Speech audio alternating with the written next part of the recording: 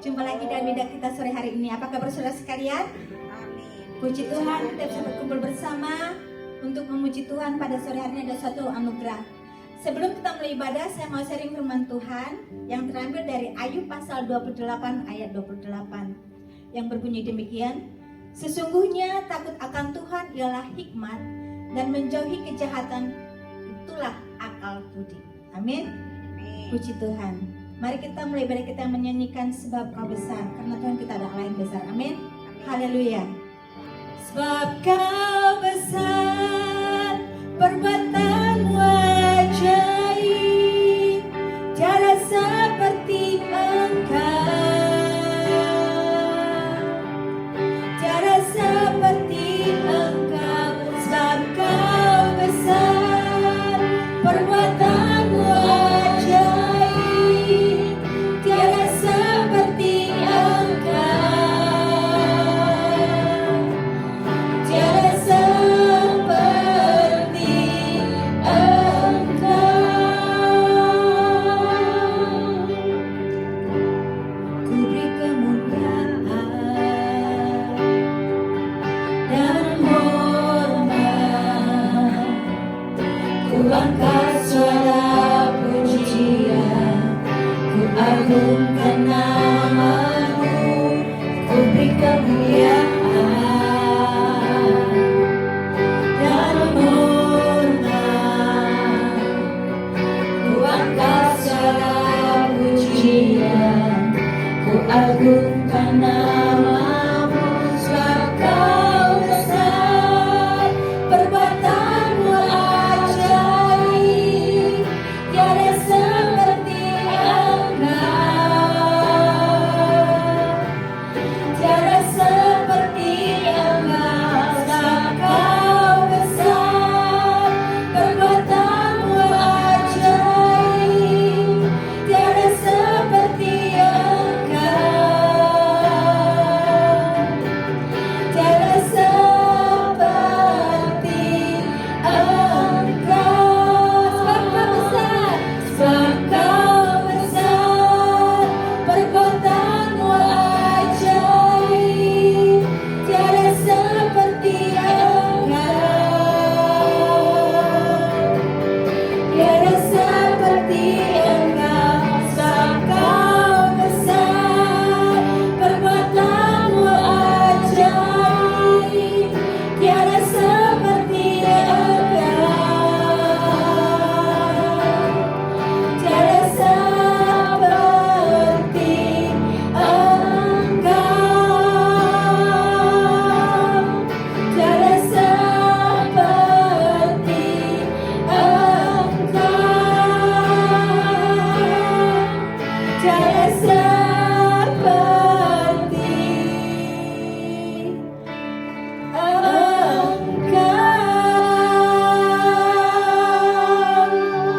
Haleluya Tuhan, benar Tuhan, tiada seperti Engkau.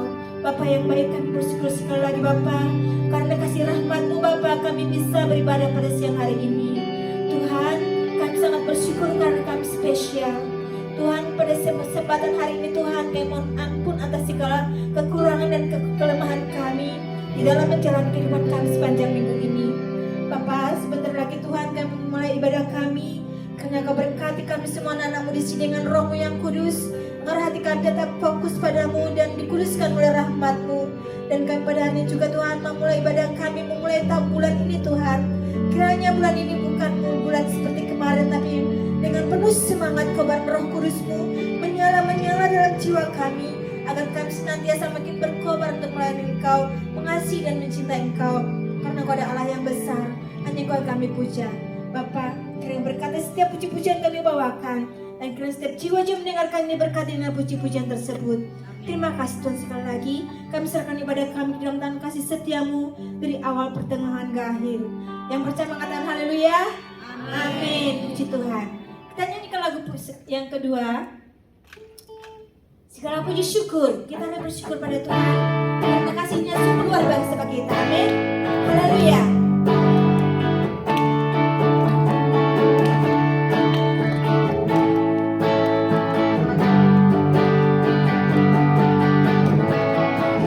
Segala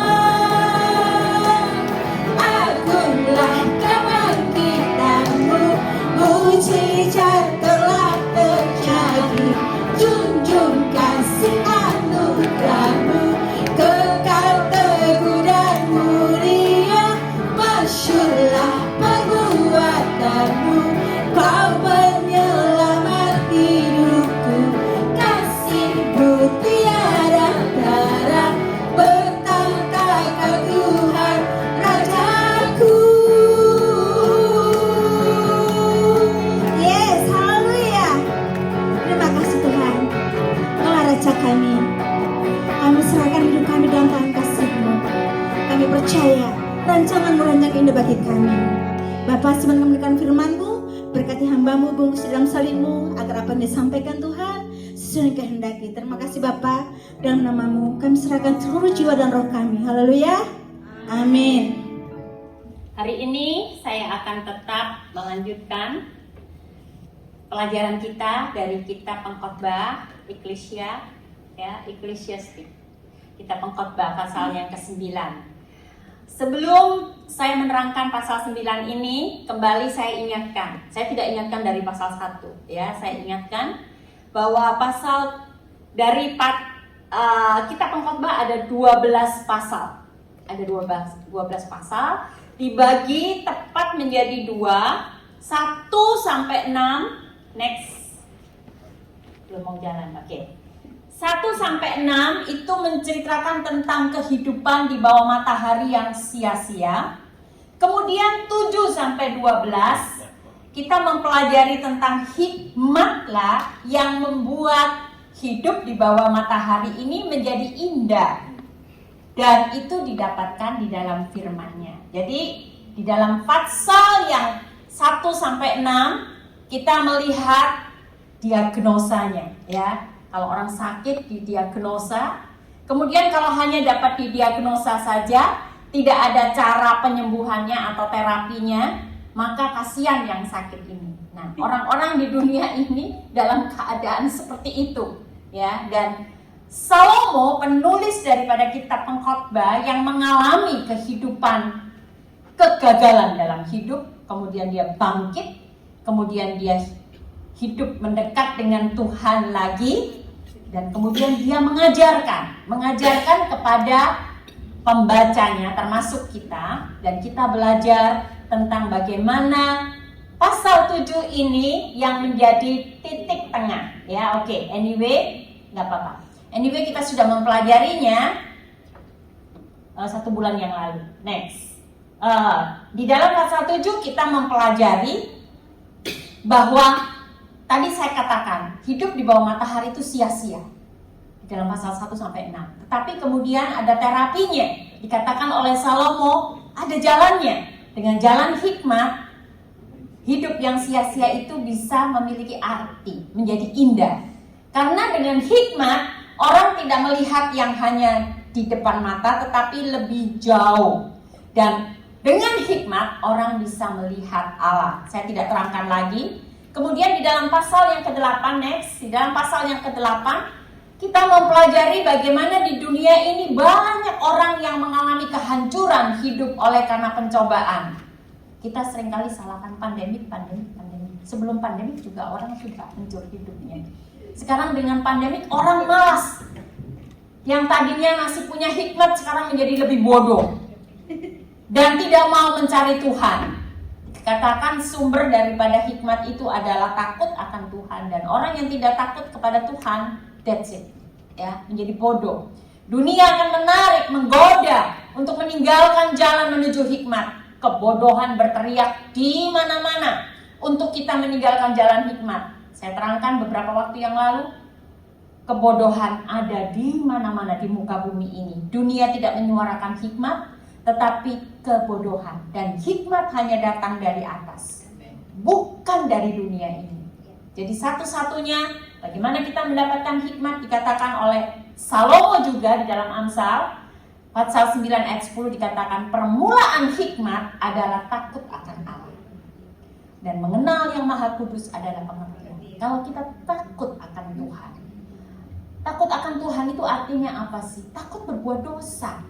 Takut menjalani hidup ini tidak semaunya. Apa yang kita pikir benar kita lakukan saja. Ya, merasa benar dengan benar itu berbeda. Orang yang merasa benar itu orang yang paling sulit di dalam hidupnya. Karena dia selalu menyalahkan orang lain. Ya, sudah bodoh, merasa benar lagi. Itu paling sulit. Tetapi Tuhan mau kita menjadi orang benar, bukan yang merasa benar. Jalan hikmat dikatakan harus taat. 2 minggu lalu kita mempelajari ini di dalam pasal 8. Kita harus taat dan diterangkan beberapa tentang otoritas. Oke, saya tidak ulang. Dan diperteguh dengan pernyataan Yesus. Kita lihat next. Perhatikan di dalam Matius pasal 7 ayat 24 dan ayat 26. Dua orang yang sama, dua-duanya mendengarkan firman Tuhan seperti hari ini. Kita mendengarkan firman Tuhan, sama semuanya mendengarkan firman Tuhan. Tetapi Yesus mengatakan ada dua kelompok dari pendengar firman Tuhan itu. Yang satu dikatakan orang itu bijak karena dia melakukan. Dan yang satu bodoh karena tidak melakukan. Jadi bedanya bukan di mendengar. Semua mendengarkan. Ada dua orang tadi saya katakan, dua-duanya mendengarkan firman Tuhan. Tetapi yang satu bijaksana, yang satu bodoh. Mana yang bodoh? Yang hanya dengar, tetapi tidak melakukan. Mana yang berhikmat? Dia yang mendengarkan dan melakukannya. Puji Tuhan. Sekarang kita akan memasuki pelajaran hari ini, pasal yang ke-9. Bagaimana kita bisa menjalani kehidupan yang berhikmat ini secara maksimal. Nanti kita cocokkan dengan apa yang dimaksudkan oleh Tuhan Yesus. Bagaimana kita menjalani hidup secara maksimal. Saudara, di dalam pelajaran hari ini ada 3 bagian yang akan kita pelajari. Yang pertama, kematian itu tidak dapat dihindari. Artinya apa? Semua orang akan mati. Dan kemudian yang kedua, kematian itu tidak terduga. Artinya kapan saja orang bisa mati. Ya, di mana saja. Kecelakaan apa saja bisa mati. Kemudian yang terakhir kita akan mempelajari bagaimana, kita tahu ya, semua orang pasti mati. Dan kematian itu tidak terduga, unpredictable. So how? Jalani hidup ini secara maksimal. Itu jawabnya. Jalani hidup ini dengan berhikmat. Kalau tidak, kita tahu yang dua itu tidak bisa di-solve. Yang dua itu tidak ada pilihan. Dua-duanya kita tidak bisa memilih karena kematian itu terjadi dalam kehidupan setiap orang. Dan unpredictable. Yang bisa kita pilih adalah bagaimana kita menjalaninya. Itu pilihan kita. Bagaimana kita melakukan kehidupan di dalam hidup kita ini. Salomo mengajarkan savor. Coba semua bilang savor. Nah, savor itu tulisannya savor. Ya, savor. Bukan save keselamatan, menyelamatkan, bukan. Tapi savor. Artinya enjoy, menikmati. So kalau hidup ini unavoidable, kematian itu unavoidable dan juga kematian itu unpredictable. So what you can do? Savor and labor. Enjoy, menikmati dan bekerja secara maksimal. Ada 3 bagian yang kita akan pelajari. Do it now. Lakukan sekarang, lakukan sekuat tenaga, dan gunakan kesempatan. Mari kita pelajari bersama-sama di bagian pertama. Kematian tidak dapat dihindari. Semua orang akan mati. Salomo memberikan judulnya di dalam pasal 9 ini, nasib semua orang sama. Nanti saya tunjukkan perbedaannya. Ya. Nasib semua orang sama karena temanya adalah unavoidable. The death is not avoidable, ya, nggak bisa dihindari. Kematian itu unpredictable, itu maksudnya. Semuanya sama, akan mengalaminya. Tetapi kita lihat di dalam pasal 9 ayat 1 sampai 2. Saya baca aja cepat, terlalu kecil. Saudara bisa lihat di situ? Bisa. Oke. Whoever want to read also can read together with me. Sesungguhnya semua ini telah kuperhatikan. Semua ini telah kuperiksa, yakni bahwa orang-orang yang benar dan orang-orang yang berhikmat dan perbuatan-perbuatan mereka baik kasih maupun kebencian ada di tangan Allah. Manusia tidak mengetahui apapun yang ada di hadapannya, yang dihadapinya. Segala sesuatu sama bagi sekalian, nasib orang sama, baik orang yang benar maupun orang yang fasik. orang yang baik maupun orang yang jahat, orang yang tahir maupun orang yang najis, orang yang mempersembahkan korban maupun yang tidak mempersembahkan korban. Sebagaimana orang yang baik, begitu pula orang yang berdosa. Sebagaimana orang yang bersumpah, begitu pula orang yang takut untuk bersumpah. Next, ayat 3. Inilah yang celaka dalam segala sesuatu yang terjadi di bawah matahari. Nasib semua orang sama. Kita katakan, nasib semua orang sama. Hati anak-anak manusia pun penuh dengan kejahatan, dan kebebalan ada dalam hati mereka seumur hidup. Dan kemudian mereka menuju alam orang mati. Apa yang dituliskan oleh Paulus di dalam Ibrani pasal 9 ayat 27? Dan sama seperti manusia ditetapkan untuk mati hanya satu kali saja, dan sesudah itu dihakimi. Semua orang akan mati. Saudara tahu nggak? Orang yang nggak mau mati pun, kalau salah satu mati duluan, suami atau istri mati duluan, kalau orang itu punya duit, kaya, langsung ngeblok gitu. Oh, thank you Tuti, terima kasih ya. Kalau orang itu punya uang, langsung ngeblok. Kalau itu kuburan, dibeli untuk 2 orang, tanah sebelahnya dibeli. Ya kalau nggak punya uang ya nggak apa-apa lah, istrinya di sana, suaminya di tempat lain gitu ya. Dan di tempat krematori juga sama, tempat pembakaran mayat biasanya abunya juga disimpan. Saya kalau pergi ke tempat itu mama punya tulang-tulang disimpan di sana ya, saya lihat ada orang yang langsung besar-besar gitu. Saya tanya sama pastor, ini kok besar, ini kok kecil gitu. Kata pastor, ini untuk 2 orang. Oh, jadi sudah pesen ya. Padahal kalau kita ngomong mati, jangan ngomong mati gitu. Kita nggak boleh, orang Jawa bilang ngalup katanya. Tapi beli makam untuk 2 orang. Artinya apa? Tahu bahwa satu hari pasti mati. Ya, kita nggak bisa avoid. Kemudian kita lihat ya, orang hidup. Salomo mengatakan begini, lihat nih, semua orang akan mati. Kalau kamu masih hidup, kamu masih punya harapan. Itu yang dikatakan oleh Salomo. Kita lihat next, dalam ayat berikutnya, ayat 4 sampai ayat 6. Kita baca dulu aja ya, nanti saya terangkan. Tetapi siapa yang termasuk orang hidup mempunyai harapan. Karena anjing yang hidup lebih baik daripada singa yang mati. Ini gayanya, ini gaya puisi ya. Salomo itu kan anaknya Daud, menulis gaya-gaya poetik semua ya, puisi.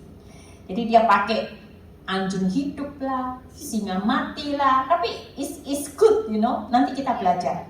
Karena orang-orang yang hidup tahu bahwa mereka akan mati, tetapi orang yang mati nggak tahu apa-apa.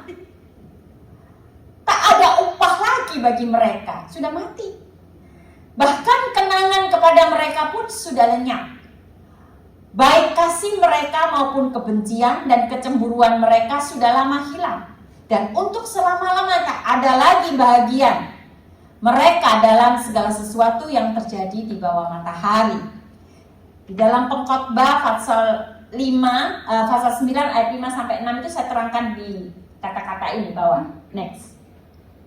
Maksudnya begini, ya, lihat orang mati. Orang mati nggak akan tahu apa-apa, nggak ada upahnya lagi. Waktu hidup dia masih punya harapan, bisa mengumpulkan upah, itu maksudnya. Ya, begitu mati nggak bisa bikin apa-apa lagi, that's it, habis sudah. Ya, itu sebabnya saya pertegas di sini ya, orang Kristen tidak perlu lagi mendoakan orang mati, karena orang mati sudah nggak bisa pindah. Kalau tempatnya sudah di bagian kiri, nggak bisa ke kanan. Sekalipun kamu doa semalam suntuk, tidak akan bisa pindah. Saatnya untuk memindahkan sekarang.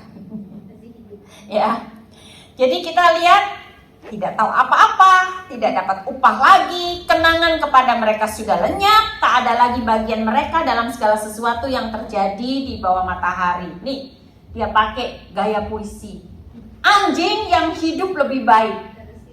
Saya kasih tahu ya, orang Yahudi itu juga nggak fond dengan anjing, ya, nggak suka dengan anjing, ya. Ada banyak orang yang pelihara anjing juga untuk kegunaan menggembalakan dombanya, ya. Tetapi mereka bukan seperti orang Barat atau orang Indonesia sebagian, orang Chinese lah mungkin yang suka sekali dengan anjing sampai tidur pun dengan anjing. Ya, dipakai bajunya lebih mahal loh daripada baju kita, ya. Makanannya lebih mahal loh daripada makanan kita. Ya, anyway, it's okay. Kita tidak criticize orang yang punya anjing, yang suka anjing. Tetapi saya kasih tahu orang Yahudi nggak suka anjing, ya. Dan dia katakan, sekalipun dia nggak suka, masih mending anjing yang nggak disukai itu hidup daripada singa yang melambangkan majestic, yang melambangkan raja, yang melambangkan power, yang melambangkan kemegahan itu. Kalau sudah mati, ya udah nggak bisa apa-apa, ya. Kalau mau tanya kenapa sih Bu orang Yahudi nggak suka anjing, ada banyak beberapa kali dikutip, bahkan Yesus sendiri menyamakan anjing dengan babi, itu sama-sama, itu bagian yang tidak disentuh oleh orang Yahudi, ya. But anyway, kita nggak usah memperpanjang gaya penulisan puitisnya. Minggu lalu saya lihat Brother Jimmy ini post something di tempat yang salah memang sebenarnya Brother Jimmy, ya. Karena kita sudah sepakat untuk post sesuatu jangan di tempat pendaftaran, karena kalau pendaftaran suka bingung. Kalau mau ngepost silakan Brother Jimmy, ada post reuni itu, ya, yang untuk reuni, post di situ supaya teman-teman yang lain juga bisa baca. Something like this lah, something like this. You only live one, betul kan Brother Jimmy? Itu gayanya begitu. Saya cari lagi, saya mau pinjem, nggak ada udahan. Anyway, nggak apa-apa Brother Jimmy. Ya, something different gitu ya, masa YOLO ya. Karena ini bahasa yang dikenal oleh anak-anak muda dan banyak kita yang tahu juga. YOLO itu singkatan dari You Only Live Once. Karena kita hidup cuma satu kali, kata anak muda, bersenang-senanganlah, lakukan apa yang kamu mau sepuas-puasnya. Itu karena kebodohan. Tapi kalau orang berhikmat lain. YOLO betul, you only live once, betul. But jangan hanya menambahkan tahun atau umur dalam hidupmu. Every year, happy birthday to you, happy birthday, umur panjang di tahun. Tiap tahun nyanyi. Apa yang engkau tambahkan di dalam tahun hidupmu ini? Apa? Apakah kita menambahkan hidup? Apakah kita menambahkan sesuatu yang berarti atau cuma ulang tahun aja? Tahu-tahu nanti sudah tua, ditanya, apa ya momen apa yang sangat berarti dalam hidupnya opa sama oma? Dono, ya. Kalau yang bisa bilang banyak cerita, itu karena apa? Karena hidupnya dinikmati. Kalau orang yang tidak menikmati hidupnya, hanya ulang tahun saja, kehidupannya sia-sia. Dono. Ya. Nah, ini perbedaannya. Saudara, saya katakan nasib semua orang sama, itu dikatakan oleh Salomo. Itu berbicara tentang times out-nya. Tetapi setelah itu ada perbedaannya. After that, setelah kehidupan itu ada bedanya. Kita lihat next. Saya tambahkan, karena kalau enggak lah Bu, ngapain kita susah-susah kalau gitu ke gereja, ikut Tuhan. Ya, ini bedanya. Yesus mengatakan, akulah kebangkitan dan hidup. Barang siapa percaya kepadaku, ia akan hidup walaupun ia sudah mati. Memang waktu mati sudah tidak bisa menambahkan lagi perbuatan baik, atau percaya kepada Tuhan lebih sungguh-sungguh lagi dalam kematian. Gak ada. Waktu hidup inilah kita percaya Tuhan sungguh-sungguh dan mentaatinya. Karena setelah itu kita tidak bisa menambahkannya lagi. Tetapi ada harapan. Dikatakan oleh Salomo tadi tidak ada harapan, maksudnya udah gak bisa bikin apa-apa. Tapi upah itu menyertai kita, itu ada di dalam kitab Wahyu. 2 Korintus pasal 5 ayat 1, karena kami tahu bahwa jika kemah tempat kediaman kita di bumi ini dibongkar, artinya mati. Allah telah menyediakan suatu tempat kediaman di surga bagi kita, suatu tempat kediaman yang kekal, yang tidak dibuat oleh tangan manusia. Bilang amin dong. Aduh tuh, kejauhan Bu, rasanya masih jauh, masih lama. Sekarang mikirin dulu, mikirin di rumah, hidup gak karu-karuan. Saudara, kalau itu saja yang menjadi pemikiran kita tadi, saya share sedikit dengan Sister Mabel. Sekalipun singkat, kami saling dikuatkan. Hidup ini kadang kita sepertinya itu seperti disiram dengan minyak panas sekali. Kayaknya kita nggak tahu mau bikin apa lagi. But you still alive. Dan mau ngapain? Carry on. Hidup tetap. Dan kita punya Tuhan. Puji Tuhan. Yesus waktu mau balik ke surga, Yesus bilang begini. Aku akan minta kepada Bapa. Aku akan mengirimkan apa? Penghibur, penolong, yaitu Roh Kudus. On it. Fungsikan, hidupkan Roh Kudus itu di dalam hidupmu. Dan biarlah dia bekerja, menolong, menguatkan, menghiburkan kita, mengingatkan kita akan firman-Nya. Dan kita berjalan lagi. Kalau seandainya, Bu, Ibu tiap kali habis kebaktian selalu berdoa, sampai Maranatha, Tuhan datang, kita akan bertemu di awan-awan dengan Tuhan. Dan kita akan hidup bersama-sama dengan Tuhan untuk selama-lamanya. Itu kan kita nggak mati. Apa yang dituliskan di dalam 1 Korintus 15 ayat 51. Next. Sesungguhnya aku menyatakan kepadamu suatu rahasia, kita tidak akan mati semuanya. See, there is a difference. Ada perbedaan. Tadi dikatakan semua akan mati, betul, kita setuju. Kalau Tuhan Yesus belum datang. Tapi kalau Tuhan Yesus nanti malam datang, kita nggak akan mati. Ini firman Tuhan bilang. Aku menyatakan kepadamu suatu rahasia. Apa katanya? Kita tidak akan mati semuanya. Kita semuanya akan diubahkan dalam sekejap mata pada waktu bunyi nafiri yang terakhir. Sebab nafiri akan berbunyi dan orang-orang yang mati akan dibangkitkan dalam keadaan yang tidak dapat binasa, dan kita semua akan diubahkan. Ini ada pengharapan. Kita memang dikatakan oleh Salomo semua akan mati, tetapi ini perbedaannya. Kita memiliki pengharapan di dalam Yesus. Kemudian, kematian tidak terduga, unpredictable. Kita baca sama-sama, khususnya yang matanya sudah mulai worknya turun, ya. 2, 3. Karena manusia tidak mengetahui waktunya, seperti ikan yang tertangkap dalam jala yang mencelakakan, dan seperti burung yang tertangkap dalam jerat. Begitulah anak-anak manusia terjerat pada waktu yang malang, kalau hal itu menimpa mereka secara tiba-tiba. Dalam waktu mungkin 2 bulan ini, ya, begitu banyak peristiwa-peristiwa yang kalau orang perang terus kena bom mati, oke lah gitu. Tapi ada peristiwa-peristiwa yang sangat mengerikan gitu, yang tidak direncanakan. Bayangkan orang lagi enak-enak nonton sepak bola, bola sepak, ya, di sini dibilang bola sepak bola bahasa Indonesia, ya. Orang lagi nonton sepak bola di Malang, apa yang terjadi? Ya, diinjek-injek, mati. Yang mati bukan 1-2 loh, 150 lebih, 120 lebih, sorry. Kemudian di Seoul, apa yang terjadi? Anak-anak muda, orang-orang yang lagi mau merayakan Halloween, ya, atau Halloween itu hari apa? Ya, saya pura-pura nggak tahu. That is not our day anyway. Nggak usah celebrate, kenapa sih? Ya, but anyway mereka celebrate. Dan apa yang terjadi di daerah yang namanya Itaewon, 150 lebih juga keinjek-injek mati. Kita ngelihat bagaimana orang tuanya mengenang, aduh baru saja, ya memang baru saja keluar dari rumah, ke situ akhirnya keinjek-injek mati. Semua kalau udah mati, aduh baru saja, kemarin saya baru lihat dia, hari ini dia mati. Itu artinya apa?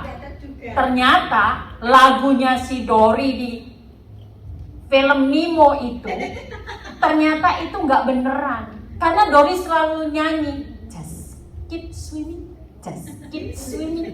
Tahu-tahu dikatakan oleh Salomo kena cedok.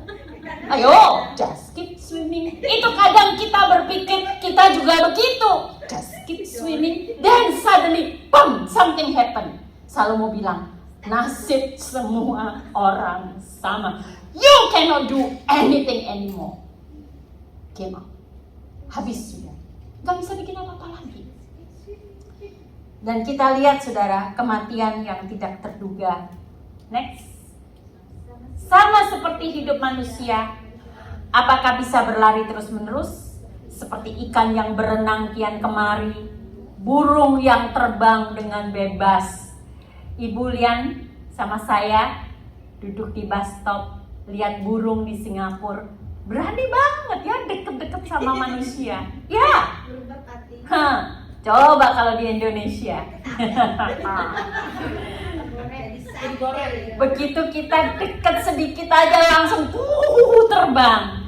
Karena apa? Orang Indonesia suka nangkap burung. Di Singapura orang don't care dengan burung, dibiarin aja. Jadi mereka berani dekat-dekat. But anyway, jangan berpikir kita seperti burung yang terbang bebas terus-menerus. Satu hari, Salomo mengingat mulai hari ini, karena tidak tahu apa yang terjadi di kemudian dan tidak selamanya kita akan terus-menerus, kita akan terus diberi kesempatan hidup. So, ini yang dikatakan oleh Salomo. Kamu pasti mati kan? Kamu nggak tahu kapan matinya kan? So, ini yang dibilang oleh Salomo. Next. Savor and labor. Nikmati dan bekerja. Ya, jangan, wah Bu, kalau gitu kita menikmati. Kalau kita ini orang Kristen, melihat kata savor, menikmati, itu selalu pikirannya apa? Dosa tuh, dosa tuh, dosa. Tunggu dulu, ya. Kita disuruh menikmati, tidak selalu berpikir tentang dosa. Belajar menikmati hidup, ini yang dikatakan oleh Salomo. Wah, Salomo nulisnya lebih garang lagi. Next. Mari, makanlah rotimu dengan sukaria dan minumlah anggurmu dengan hati yang senang. Karena Allah sudah lama berkenan akan perbuatanmu. Biarlah selalu putih pakaianmu dan jangan tidak ada minyak di atas kepalamu. Apa yang dikatakan di situ? Nikmatilah hidup dengan istri yang kau kasihi seumur hidupmu yang sia-sia, yang dikaruniakan Tuhan kepadamu di bawah matahari, karena itulah bahagianmu dalam hidup dan dalam usaha yang engkau lakukan dengan jeripaya di bawah matahari. Ya enak dong Salomo, istrinya 1000. Lah saya cuma 1.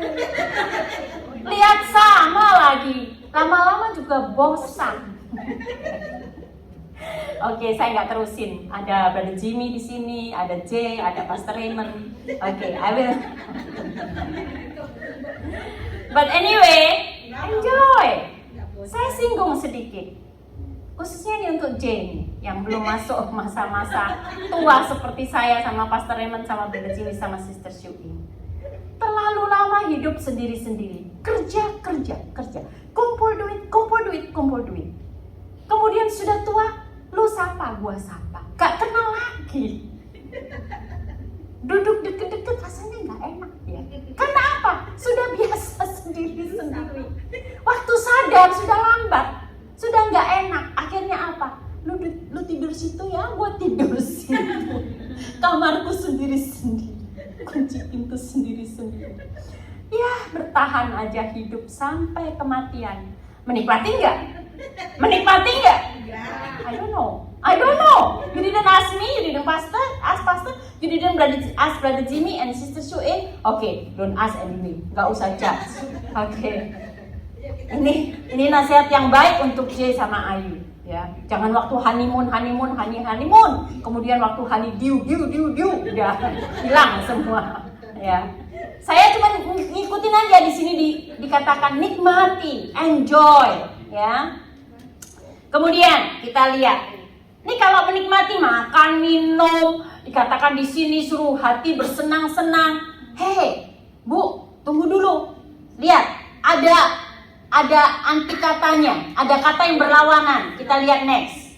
Apa yang dikatakan oleh Tuhan Yesus? Setiap orang yang mau mengikut aku, ia harus menikmati hidupnya. Menyangkal dirinya. No? Belum. Right? Memikul salib. Apa? Menyangkal diri.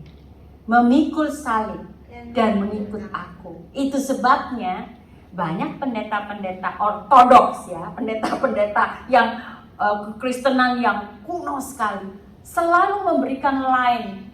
Makan terlalu banyak kamu dosa. Makan memang gak boleh sampai kita muntah, itu dosa ya. Tetapi waktu kita pergi makan dengan teman-teman, waktu berdosa. Itu udah masuk saya. Saya ngaku, waktu saya pertama kali datang di Indonesia, saya itu bukannya masalahnya tuh nggak mau makan ya. Saya memang nggak sempat dan memang nggak punya duit. Saya jarang makan di luar gitu. Makan apa yang ada disediakan di sekolah Alkitab ya saya makan. Hidup sederhana seperti itu. Begitu menikah dengan Pastor Raymond, semua orang karena ini, oh Raymond sudah punya istri, ayo makan. Diajak makan. Dalam hati saya, duniawi banget ya. Jujur, waktu itu saya merasa seperti itu. Kemudian satu hari, saya waktu baca Alkitab, saya lihat, ternyata Tuhan Yesus itu sering makan dengan murid-muridnya. Bahkan pernah ditegur sama orang-orang Farisi, murid-muridmu makan gak cuci tangan gini-gini. Ya hal-hal yang seperti itu diperhatikan. Kemudian saya rasa, ya Tuhan, ternyata waktu makan bersama-sama itu is the best fellowship. Itu sebabnya kita makan setelah kebaktian. Kita makan setelah kebaktian. Makan apa Bu? Makan aja. Apa aja. Gak perlu tuh harus Mbak Tuti masak ya yang enak. Kan kesian Tuti udah kecil. Bukan cuma orangnya kecil saja, nanti lama-lama dompet yang besar jadi kecil juga. Ayo kita makan apa saja, kata Tuti. Enggak lah, ada berkat tercurah. No, saya bisa pakai Tuti, saya bisa pakai siapa saja nama. Esti juga, siapa aja yang memberkati. Puji Tuhan, ada kalanya. Ani juga, April makan aja, ya. Nggak apa-apa. Ini anak-anak saya ini tahan bantingan ya. Kalau tersinggung rugi deh sama saya, rugi, nggak ikut makan nanti, ya. Oke. Nikmati. Dan dikatakan kesalahan tentang pandangan ini bahwa orang Kristen tidak boleh menikmati pemberian Allah. Karena harus menyangkal diri dan memikul salib. Saudara, ini kan jadi bertolak belakang. Tuhan Yesus bilang harus menyangkal diri dan memikul salib, tetapi di sisi lain kita harus menikmati berkat Allah. Saudara, kita lihat apa yang pernah dituliskan oleh Salomo juga di dalam ayat sebelumnya, di dalam pasal 5. Lihatlah, yang kuanggap baik dan tepat ialah kalau orang makan dan minum, bersenang-senang dalam segala usaha yang dilakukan dengan jeripaya di bawah matahari selama hidupnya pendek, yang dikaruniai Allah kepadanya, sebab itulah bahagianya. Setiap orang yang dikaruniai Allah kekayaan dan harta benda dan kuasa untuk menikmatinya, untuk menerima bahagianya dan untuk bersukacita dalam jeripayanya, juga itu pun karunia Allah. Saudara, belajarlah menikmati. Ada orang yang senang sekali kumpulin duit. Betul nggak itu? Betul. Saya nggak bilang salah. Saving, nabung. Karena kita punya hidup di depan, nanti kita nggak tahu. Kita nggak boleh habis-habiskan uang. Tapi kalau kamu cuma nabung, orang lagi makan-makan, kamu nggak mau makan. Ya, nggak mau makan. Mahal, pelit, kikir, apalagi itu, ada lagi bahasanya loke. Kalian nggak tahu itu bahasa di sini, loke. Betul nggak dari sini? Stingy. Ya, oke, anyway, ada orang yang sampai seperti itu ya hidupnya. Saudara, berkat Tuhan untuk dinikmati. Tapi saya happy sekali, saya senang sekali. Saya punya anak-anak di sini, benar-benar pandai menikmati. Ya, nggak stingy. Setiap kali kumpul-kumpul, contribute Semuanya, ada yang bawa keripik, ada yang bawa kerupuk. Anyway, thank you Brother Jimmy and Sister Shuing. Minggu lalu kita dibawain kerupuk, keripik. Oh Bu, namaku kok gak disebut, aku tiap kali bawa kerupuk. Ya udah, lain kali saya tunjukin kerupuknya, bawa sini. Oke, kita menikmati, saudara. Belajar untuk ada waktunya kita menyangkal diri. Kalau nggak punya uang, teman-teman ajak makan, bilang aja, aku hari ini mau pulang. Gak usah bohong, disuruh mem pulang, gak usah, aku hari ini mau pulang dulu gitu. Gak usah memaksakan diri, Mbak puji Tuhan. Sekarang gak usah dinner di luar, dinner aja di sini. Makan seadanya tapi yang banyak gitu. Ya. Save money. Oke, yang penting adalah kita harus balance ya. Ada kalanya harus menyangkal diri, ada kalanya harus menikmati berkat-berkat Tuhan. Menikmati berkat Tuhan tidak salah. Yang salah adalah waktu kita menikmati dosa. Lihat, next. Jagalah dirimu supaya hatimu jangan syarat oleh pesta pora. Pesta pora salah nggak? Kalau itu menjerat kita dalam dosa, yes. Pesta pora, mabuk, kepentingan-kepentingan duniawi supaya hari Tuhan jangan dengan tiba-tiba jatuh ke atas dirimu seperti suatu jerat. Mati. Ya. Janganlah kamu mabuk oleh anggur karena anggur menimbulkan hawa nafsu, tetapi hendaklah kamu penuh dengan roh. Ini yang saya mau katakan. Allah menyediakan berkat. Next. Allah menyediakan berkat-berkatnya untuk dinikmati. Realitas dalam hidup orang percaya, dalam hidup ini gak selalu permasalahan, penderitaan, kesulitan, kesusahan, tapi ada masanya juga. Balance. Tuhan tuh gak membiarkan kita terus menangis. Enggak. Ya. Betul kan Poppy? Hari ini Poppy cerah ya. Kita lihat ada kalanya Esti yang selalu puji Tuhan, gak tahu kan kalau satu hari Esti malam-malam nangis. Nah, nggak tahu. Ya, bantalnya basah karena keringat. Ya. Kehidupan ini bukan terus menderita atau terus menyenangkan. Kadang Tuhan izinkan kita. Teman saya bilang, wah, this my life is really like roller coaster. Istrinya kena cancer. Puji Tuhan. Dokter waktu itu ngobatin sampai bingung. Karena apa? Sel kansernya tidak tersentuh. Dikasih kemoterapi apa aja, jumlahnya nggak turun. Tapi puji Tuhan. Sampai hari ini itu terjadinya kira-kira I think 15 years ago ya, Pastor ya. Itu teman saya, hamba Tuhan, istrinya sampai sekarang hidup. Lah Bu, kenapa kok pendeta yang lain kena cancer, kenapa mati? Ya sudah times out. Kita tidak bisa menghakimi, oh berarti dia lebih rohani. No. Orang mati bukan berarti orang rohani tidak mati. Semua orang akan mati, itu tadi dijelaskan di awal ya. Allah tidak melarang hal-hal yang bisa dinikmati. Yang dilarang oleh Allah adalah dosa. Tadi kita terangkan yang pertama, bahwa nasib semua orang sama. Semua orang akan mati. Kapan matinya? Unpredictable. Kemudian karena yang nomor satu katakan semua akan mati. Yang kedua unpredictable. Salomo sarankan, since you still alive, karena kamu masih hidup, nikmati, enjoy, ya, tapi jangan berbuat dosa. Dan selain itu, kalau enjoy terus, nggak bekerja, your life is not maksimal. Gua mau holiday, happy, maksimal, semuanya max, ya. Tapi kita lihat, kita perlu bekerja. Label, Pengkhotbah pasal 9 ayat 10, next. Kita baca sama-sama. 2, 3. Segala sesuatu yang dijumpai tanganmu untuk dikerjakan, kerjakan itu sekuat tenaga. Kayak saya dong bacanya. Sekuat tenaga.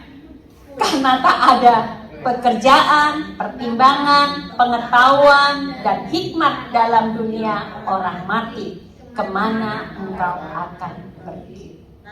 Nah lo, mati pasti. Kapan kagak tahu. Mumpung masih hidup, enjoy. Tapi jangan enjoy terus, kerja. Ya, bekerja bukan asal-asalan, sekuat tenaga. Sungguh-sungguh artinya. Allah menciptakan manusia memang untuk bekerja. Next. Kita lihat, bahkan sebelum manusia jatuh ke dalam dosa, Allah sudah memiliki tujuan supaya manusia bekerja. Percaya enggak? Iya. Di dalam Kejadian pasal 2 itu sudah dituliskan. Itu sebelum berdosa manusia. Sudah dikatakan manusia untuk mengusahakan dan memelihara taman itu. Sudah dikasih kerjaan. Kemudian setelah berdosa, kebunnya lebih luas. Tuhan Allah mengusir dia dari Taman Eden supaya ia mengusahakan tanah dari mana ia diambil. Tadinya cuma di taman, kemudian disuruh mengusahakan di luar. Jadi sekarang bagaimana kita bekerja? Yang pertama, next, do it now. Lakukan sekarang. Kita lihat di sini ada tulisan ini bagus sekali. Yesterday is history. Tomorrow is a mystery. But today is a gift. That is why it is called the present. Tahu maksudnya? Today itu dalam bahasa Inggrisnya itu maksudnya present time. Now, ya. Dan present itu juga artinya gift. Tahu kan kalau hadiah bawa present? Iya. Nah, itu sebabnya dikatakan today as a present, as a gift. Si Charles Spurgeon pernah mengatakan begini. No man ever serve God by doing things tomorrow. Kalau kalian mengatakan, besok Bu, saya lakukan untuk melayani Tuhan. Spurgeon mengatakan, itu bukan pelayanan. Kalau mau melayani Tuhan, karena kalau besok dikatakan misteri, will not happen. Ya, lakukan sekarang. Jangan hanya duduk dan bermimpi. Suatu hari akan menjadi besar. Grab it. Orang muda grab it karena males. Panggil Grab. Tapi maksud di sini bukan grab it, call Grab karena kamu males. No. Grab it. You yang jadi nge-grab. And do it now. Lakukan sekarang dengan sekuat tenaga. Jangan setengah-setengah. Bersemangat. Lakukan di rumah, di tempat kerja, di tempat pelayanan. Saudara, ini ada istilah yang menarik sekali. Ya. Next. Saudara baca. Carpe diem. Carpe diem. Bilang aja. Carpe diem. Kalau orang Jawa bilang gini, carpe diem. Ya. Tapi bukan carpe ini, carpe diem. Ya. Ini dari bahasa Latin yang artinya seize the day, menangkap hari ini. Have to do it today, artinya begitu ya. Pluck the day, memetik hari ini. Carpe diem adalah sebuah frasa dalam bahasa Latin yang artinya petiklah hari. Jadi hari ini dipetik ya.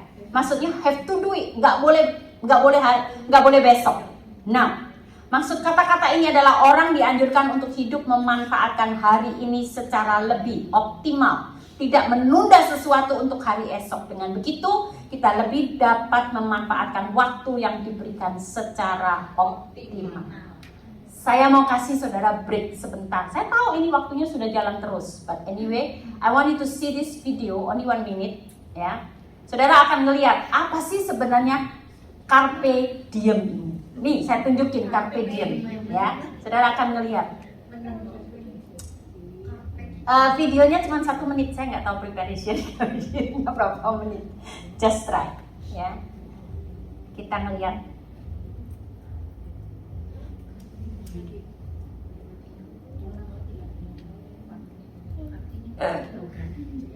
Bisa Pastor? Hilang. Bentar. Boleh digedein? Oh, malah hilang. Kecepatan kliknya. Sebentar.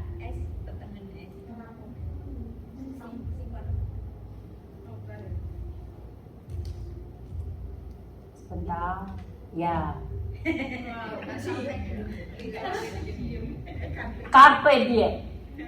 I used to be a cat. Every day the same. I was aloof till lunch, then coldly indifferent after. To me, everything was just, Then it hit me. Why be so cat? Why not be a bit more dog?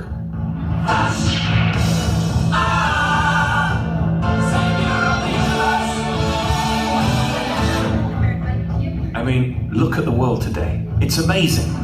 Running, amazing. Chasing cars, amazing. Sticks, amazing. Carpe diem. This is carpe It diem. means grab the frisbee. The frisbee.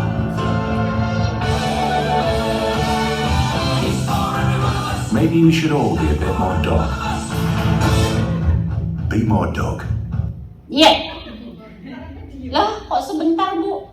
Ya, saya mau tunjukin aja kucing tadi. Oke, tolong dinyalain. Sekali lagi bilang, carpe diem.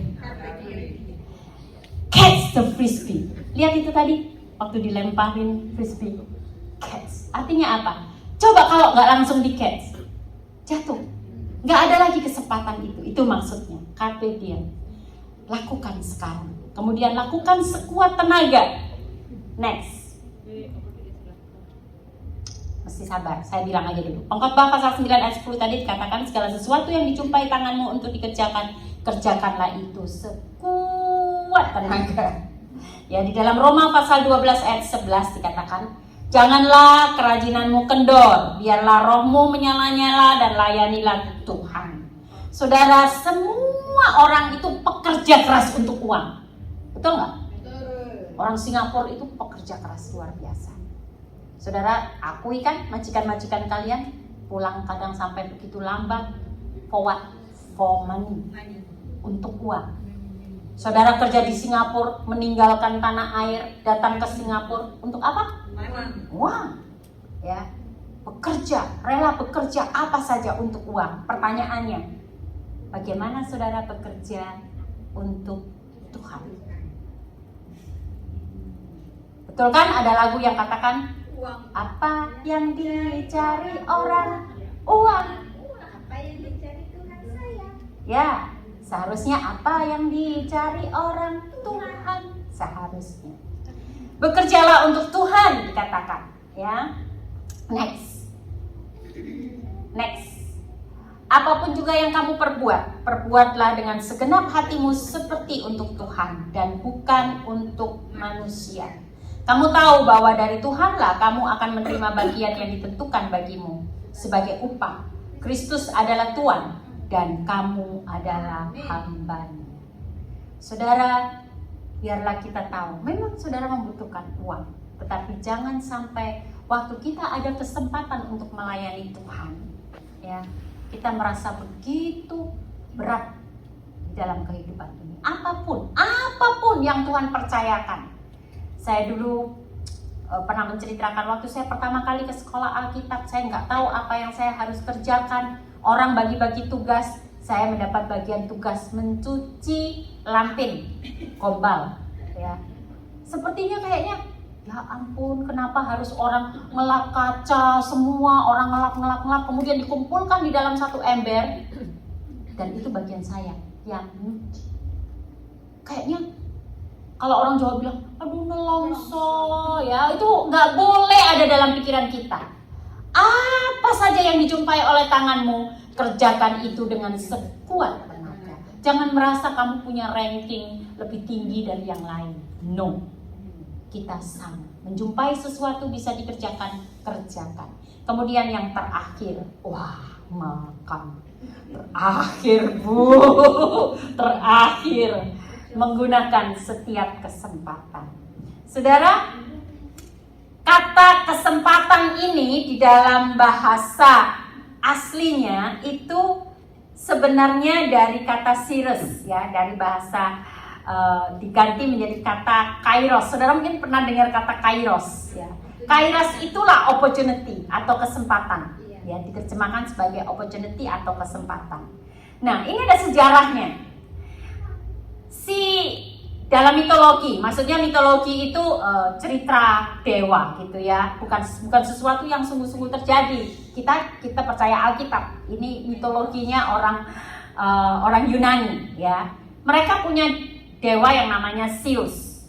Dan Zeus ini katanya punya anak bungsunya namanya Ceres. Nah, Ceres inilah yang dikenal sebagai kairos. Biasanya digambarkan jinjit gini. Dan di kakinya sini, tuh lihat di sini. No, nih ada sayap. Artinya itu dia itu akan berjalan cepat sekali.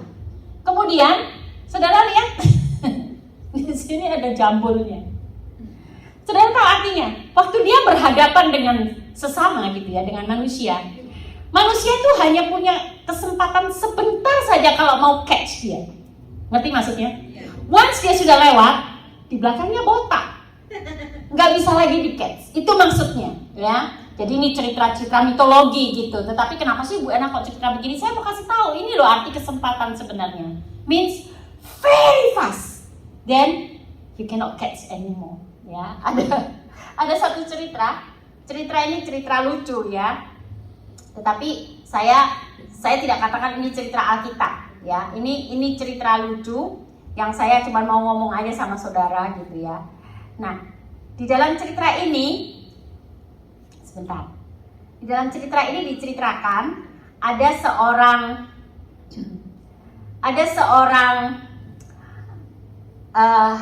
nenek yang sedang mengadakan perjalanan dengan cucunya. Cucunya ini cantik sekali. Nah, kereta di Cina itu zaman dulu itu berhadap-hadapan seperti ini. Ya, jadi ada dua di sini, kemudian dua di depannya, berhadap-hadapan gitu. Dulu saya juga pernah naik kereta di Jawa juga seperti itu, ya, berhadap-hadapan. Jadi ini nenek sama cucunya yang cantik sekali. Duduk berhadap-hadapan, duduk berdua begini. Kemudian tiba-tiba ada satu pria yang ganteng juga. Dia duduk di depan cewek ini, ya, yang cantik ini. Kemudian di sebelahnya masih kosong. Nggak lama kemudian datanglah seorang polisi, ya, seorang policeman duduk di samping pemuda ini. Kemudian pemuda ini mulai resah. Ya, ini cerita bukan cerita biblical ya, tapi saya cerita aja. Saya menceritakan tentang kesempatan ini loh. Begitu singkat sekali kesempatan ini. Dalam kesempatan orang bisa buat apa saja, bisa buat yang buruk, bisa buat yang baik. Of course kita akan melakukan yang baik. Dan pemuda ini resah sekali, dia kepengen sekali gitu rasanya nyapa ini anak gitu ya, karena cantik sekali. Tapi dia takut kan, sebelahnya ada neneknya gitu. Ada polisi lagi. Kemudian dia takut sekali. Tapi tiba-tiba ada yang namanya opportunity. Ada yang namanya kesempatan. Karena apa? Kereta api ini akan masuk dalam terowongan. Dan terowongan ini, tuh kan saya belum cerita udah ketawa. Sudah ketawa. Dan terowongan ini sangat gelap, tetapi sebentar saja. Sebentar saja. Dan dalam waktu yang gelap tuh, lihat kalau saya cerita begini, semua hidup ya, melek semua. Kemudian waktu masuk terowongan, dalam waktu yang singkat gelap gulita, tiba-tiba dengar suara begini, kuat, just second gitu ya, kuat gitu. Kemudian si perempuan ini bilang begini, wah, dia berani sekali ya cium saya. Tapi kasihan deh katanya, si nenek ini hajar dia habis-habisan. Itu pikiran dari perempuan ini. Jadi dia pikir dia dicium oleh pemuda ganteng ini, kemudian neneknya piak dia. Padahal neneknya kan nggak kelihatan, kan gelap. But anyway kita terjemahkan pikiran masing-masing. Kemudian belum lagi tahu ceritanya ketawa. Kemudian si nenek bilang begini, ya ampun, ini pemuda ini berani betul cium cucu saya. Tapi cucu saya ini hebat sekali. Dia tidak mau dilecehkan begitu saja, kena lalu tampar. Ya, oke, tunggu. Terus ini dua orang menerjemahkan berbeda. Kemudian si polisi ini bilang begini, wah, ini pemuda memang betul-betul ya. Dia cium, tapi kasihan saya karena si nenek ini salah pukul orang. Jadi si nenek ini tampar saya. Jadi kita lihat tiga orang berpikir berbeda kan? Yang terakhir si opportunity ini, si kairos ini, si kesempatan ini bilang begini, oh terima kasih kegelapan. Dalam waktu yang gelap aku bisa mencium cewek cantik dan kebersamaan dengan itu aku bisa menampar polisi ini sekuat-kuatnya. Ngerti ceritanya? Jadi sebenarnya ini pemuda ini lagi jengkel dengan polisi. Jadi dia pakai kesempatan itu. Yang pertama untuk mengecup gadis yang cantik. Yang kedua dia tampar itu polisinya. Tanpa semua orang ini tahu. Jadi cerita ini membangunkan saudara. Tetapi cerita ini tidak ada di Alkitab. I just want you to alive for a while. Karena saya akan tutup dengan kesimpulan.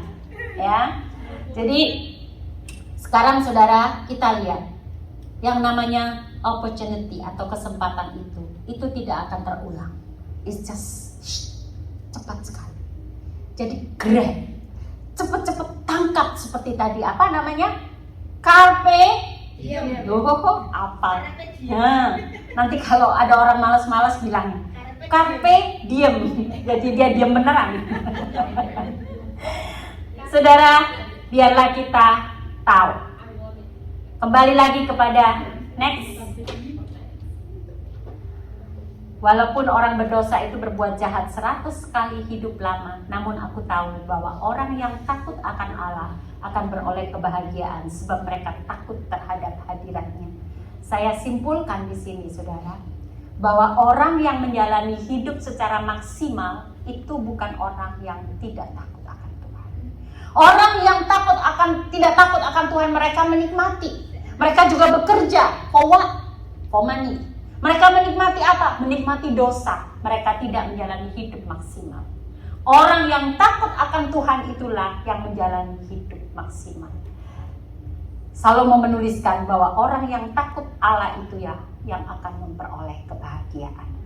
Kita lihat next di dalam Yohanes pasal 10 ayat 10. Inilah yang dimasukkan oleh Tuhan Yesus, kehidupan yang maksimal. Yesus mengatakan, yang merah kita baca sama-sama.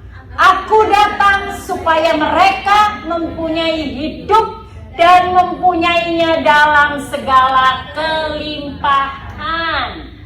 Yang dimaksudkan kehidupan maksimal, savor and labor tadi adalah kehidupan di dalam Yesus yang berkelimpahan. Yesus datang untuk memberikan hidup yang berkelimpahan. Itu sebabnya takutlah akan Tuhan, taatlah kepadanya, nikmatilah berkat-berkatnya. Maka saudara benar-benar berbahagia. Kalau enggak, saudara akan miserable. Sudah tahu sebentar lagi mati, kapan matinya juga kakak tahu. Menikmati dosa, worse. Savor dalam Tuhan, nikmati dalam Tuhan. Kembali kepada tema yang di depan tadi, next. Kita tahu kita menyelesaikan bahwa kematian itu tidak dapat dihindari, kematian itu tidak dapat dipredik. Kemudian bagaimana menjalani hidupnya, kita harus savor and labor di dalam Tuhan. Lakukan sekarang, carpe diem. Lakukan sekuat tenaga dan gunakan kesempatan. Gunakan kesempatan. Jangan sampai saudara kalah dengan pemuda tampan tadi. Jangan yang licik-licik seperti pemuda tadi, dipakainya opportunity, tetapi pakai kesempatan untuk yang baik. Saudara, orang percaya tidak akan mati untuk selamanya. Kita tahu bahwa kita akan diangkat bersama-sama dengan Tuhan at the end. Kita memiliki pengharapan. Kita memang akan mati kalau Yesus belum datang dan kita belum diangkat. Kalau kita harus mati, kita akan mati. But don't worry. Yesus mengatakan bahwa akulah kebangkitan dari hidup. Amin. Kita berdiri bersama-sama. Kita akan menyanyikan lagu ini dan kita akan tutup di dalam doa. Oh ya, hari ini perjamuan kudus. Pastor? Oke. Bisa dibagikan? Ku hidup bagimu, hariku tetap menyembahmu, dunia tak bisa menjauhkanku dari kasih-Mu.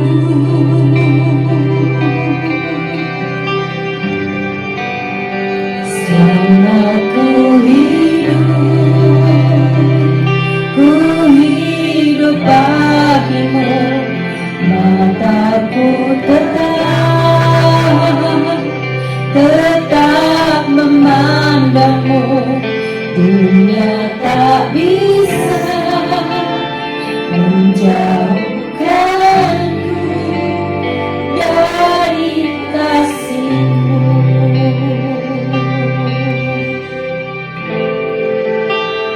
Dunia tak bisa menjauhkanku